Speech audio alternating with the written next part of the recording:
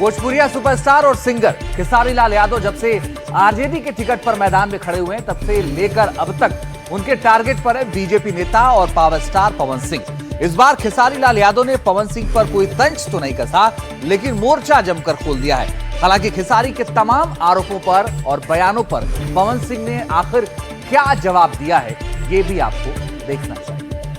NDA के सारे नेताओं को मैं 4 दिन के अंदर पागल घोषित कर दूंगा। इनका भाषा नहीं देख रहे हैं, रेतोकार पे आ गए हैं खेसारी को बोलने के लिए। मैं इनको रेतोकार नहीं करूंगा क्योंकि मैं संस्कारिक बेटा हूं और संस्कारिक माँ बाप का बेटा हूं, तो मेरे अंदर कभी शालीनता ऐसी नहीं होगी। उमेश लाल यादव निरहुआ आपको कह रहे हैं कि कोई ऐसा सगा नहीं जिसको खेसारी ने ठगा नहीं, क्या ठगे हैं आप? अब पता नहीं, उन्हीं से पूछिएगा कि उनको कितना ठगा हूं मैं। सगा वो पूरे बिहार को ठगे हैं वो लोग। क्या है कि उनके हर बात का अगर हम लोग जवाब देंगे तो ये भी सही नहीं है, क्योंकि उनका जवाब देने के लिए फिर नीचता पे उतरना पड़ेगा पब्लिकली, जो हम लोगों से कभी हो नहीं पाएगा। सीएम योगी लगातार यूपी से लेकर बिहार तक के विपक्षी नेताओं को घेर रहे हैं। उनके चुनिंदा टारगेट में है तेजस्वी यादव, राहुल गांधी और अखिलेश यादव। सीएम योगी का जवाब देने के लिए अखिलेश यादव भी मोर्चा संभाले हुए हैं। क्या है जुबानी जंग का खास एंगल, देखिए इस रिपोर्ट।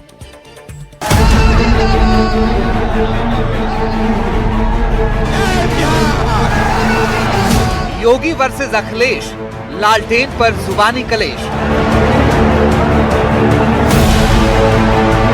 बिहार का अंतिम चरण, यूपी के दिग्गजों का प्रण।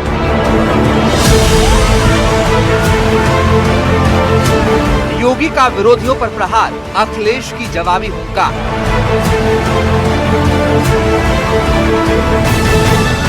बिहार में अंतिम चरण का प्रचार तूफानी अंदाज में जारी है। सियासी प्रचार का कल आखिरी दिन होगा, लिहाजा मोर्चे पर यूपी के 2 दिग्गज डटे हुए हैं। सीएम योगी आदित्यनाथ लगातार बिहार के उन जिलों में पहुंच रहे हैं जहां की जिम्मेदारी उनके कंधों पर। यहां पर योगी के तेवर बिल्कुल अलग है, योगी का अंदाज भी बिल्कुल अलग है, लेकिन भाषण की धार और रफ्तार बिल्कुल वही है जो पहले चरण में रही। ये अपराधी और माफिया किसी के नहीं हुए हैं, याद करना, किसी के सगे नहीं हैं, ये किसी के नहीं है। इनकी न कोई जाति है, इनकी न कोई पाति है। अपराध इनका पेशा है और अपराध के माध्यम से नाजायज संपत्ति को कब्जा करना ये अपना जन्मसिद्ध अधिकार समझते हैं। ऐसे लोगों के खिलाफ तो जितनी सख्ती हो सकती है, सामाजिक बहिष्कार हो सकता है, करना चाहिए, जरूर करना चाहिए। बिहार की रैलियों में सीएम योगी खासतौर पर आरजेडी पर जंगल राज का आरोप लगाते हुए योगी लालटेन युग पर निशाना साध रहे हैं। योगी ने कहा कि लालटेन वाले एक बार फिर आए हैं। ये वही लोग हैं जो लालटेन के केरोसिन को बेचकर अंधेरा करते थे, फिर घरों में डकैती भी डालते थे। जो ये लोग लालटेन लेकर के आज फिर आए हैं, ये लालटेन नहीं, ये डकैती डालने का एक सर्टिफिकेट था इनके लिए, डकैती डालने का सर्टिफिकेट। ये वही लोग हैं जिन लोगों ने लालटेन की धुंधली लाइट में बिहार में जातीय संघर्ष करवाया था। ये वही लोग हैं जो लालटेन के केरोसिन को बेच करके अंधेरा करते थे, फिर घरों में डकैती भी डालते थे। लालटेन को लेकर योगी जहां मुखर है, वहीं अखिलेश यादव भी इसी लालटेन की तारीफों में कसीदे गढ़ रहे हैं। अखिलेश यादव ने अपनी रैलियों में ये संदेश देने की कोशिश की है कि लालटेन बदल चुकी है, अब लालटेन प्रगति की पहचान बन चुकी है। उत्तर प्रदेश की तरह बिहार में भी अखिलेश यादव अपने पीडीएफ फॉर्मूले को लेकर आए हैं। उनका कहना है कि अब एलईडी वाली लालटेन आ गई है, पता नहीं किस जमाने में जी रहे हैं। हम लोग पुराने जमाने में जा रहे हैं लालटेन के समर्थन में, लेकिन मुझे खुशी है इस बात की, इनकी लालटेन तो तेल से जल रही है। जो मैं देख पा रहा हूं, ये जो हमारे प्रोफेसर आकर कह रहे हैं कि लालटेन पुराने जमाने की है, शायद उन्होंने ये लालटेन नहीं देखी है। इसमें सोलर पैनल भी है, लाइट चल रही है, फिर चल रही है, फिर चल रही, फिर और बढ़ गई और बढ़ गई। जाहिर है कि बिहार में जहां एनडीए की साख दांव पर लगी हुई है, तो वहीं महागठबंधन के सामने चुनौती कम नहीं है। लिहाजा चाहे अखिलेश यादव हो या फिर सीएम योगी, दोनों ही अपने अपने खेमों के लिए ताबड़तोड़ अंदाज में रैलियों को संबोधित कर रहे हैं। और जब लड़ाई अंतिम चरण में पहुंच चुकी है, ऐसे में जुबानी तेवरों का तल्ख होना भी लाजमी है। Bureau report, NDTV India.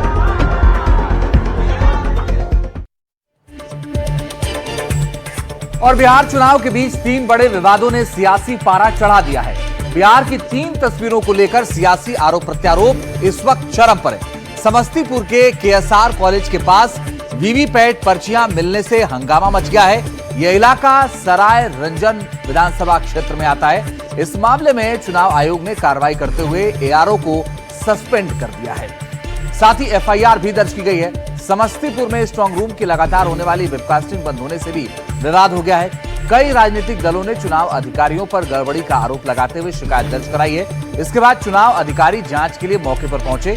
इससे पहले समस्तीपुर के सांसद और एलजेपी आर की नेता शांभवी चौधरी का एक वीडियो सोशल मीडिया पर वायरल हो गया। उनकी दोनों हाथों की उंगलियों पर स्याही के निशान दिखाई दिए, जिस पर विपक्षी दलों ने आरोप लगाया कि उन्होंने 2 बार मतदान किया है। इन विवादों पर प्रशासन की ओर से सफाई भी दी गई है।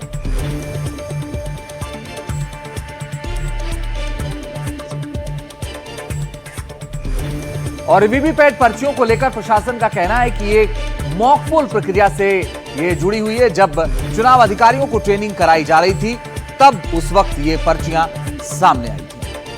आज दिन में एक घटना की सूचना प्राप्त हुई, जिसमें कि सराय रंजन विधानसभा के अंतर्गत डिस्पैच सेंटर के समीप कुछ पर्चियों के वीवीपैट पर्चियों की सूचना मिली थी।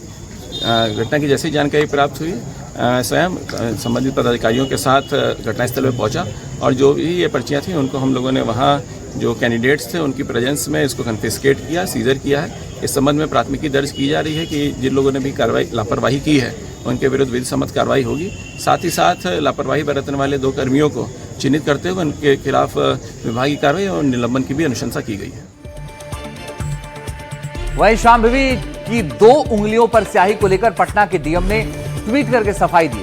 उन्होंने ट्वीट करके कहा कि सोशल मीडिया पर माननीय सांसद श्रीमती शांभवी के मतदान के पश्चात दोनों उंगलियों पर स्याही के निशान लगे होने के संबंध में वीडियो प्रसारित हो रहा है। इस संबंध में बांकीपुर विधानसभा के मतदान केंद्र संख्या 61 के पीठासीन अधिकारी से पूछताछ की गई। उनके द्वारा स्पष्ट किया गया कि स्याही लगाने वाले मतदान कर्मी के द्वारा गलती से दाहिने हाथ की उंगली पर स्याही लगा दी गई थी। पीठासीन पदाधिकारी के हस्तक्षेप के पश्चात बाएं हाथ की उंगली पर भी स्याही लगाई गई। डीएम ने कहा है कि शांभवी ने न सिर्फ उसी पर मतदान किया है, बल्कि एक ही बार मतदान किया।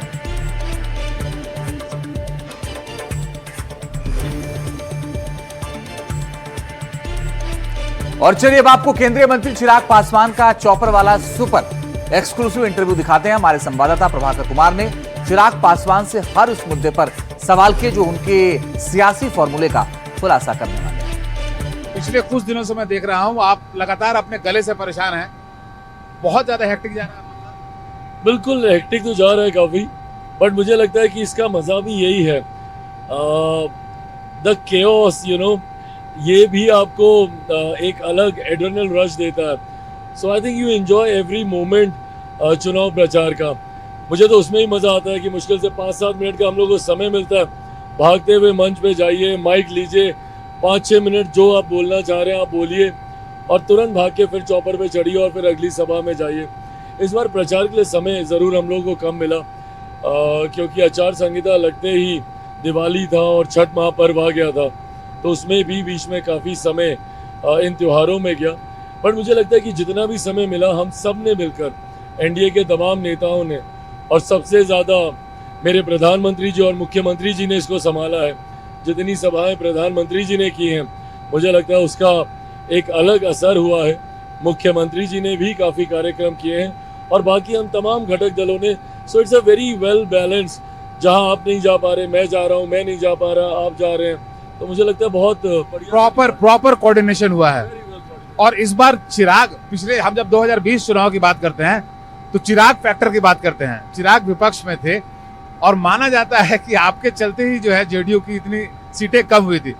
इस बार जब चिराग साथ में है तो चिराग जो है वो और जलेगा, एनडीए का तेज होगी लौ। नहीं, बिल्कुल लौ तेज होगी और मुझे लगता है ये अपने में स्टडी करने के लिए एक बहुत बढ़िया उदाहरण है। 2020 में it was a divided NDA, जहाँ पे मैं अलग चुनाव लड़ा था, उपेंद्र कुशवाहा जी अलग थे। डिवाइडेड एनडीए होने के बावजूद and a very strong United Mahagathbandhan that time, उसके बावजूद हम लोग दो with a very thin margin but हम लोगों ने सरकार बनाई।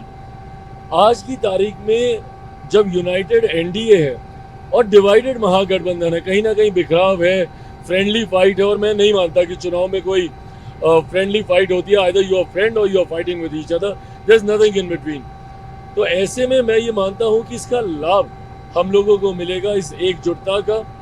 और बिखराव जहाँ पे महागठबंधन का हुआ है, कई ऐसी डिफिकल्ट सीट्स पे भी उनके बिखराव की वजह से हम लोग को वॉकओवर मिलेगा।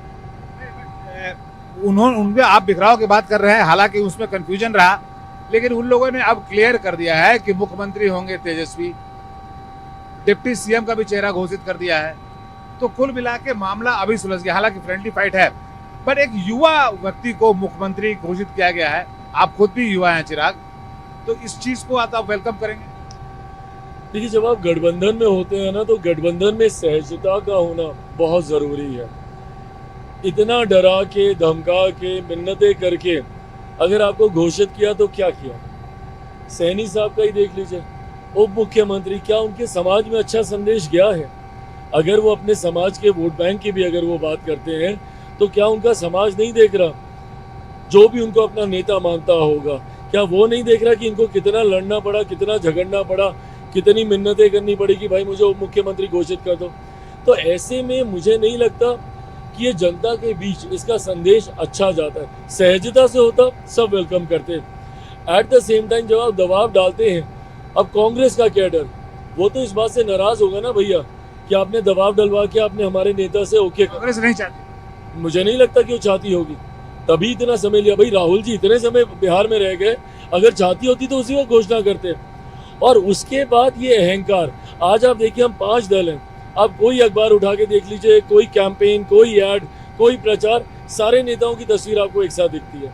यहाँ पे सिर्फ एक तेजस्वी जी, इनके कांग्रेस के राष्ट्रीय नेताओं तक की तस्वीर गायब थी जिस दिन पहली प्रेस कॉन्फ्रेंस हुई थी। तो इससे दूसरे दल के नेता कार्यकर्ता डिमोरलाइज होते हैं। तो आई डोंट थिंक कि ये इनके पक्ष में जाएगा।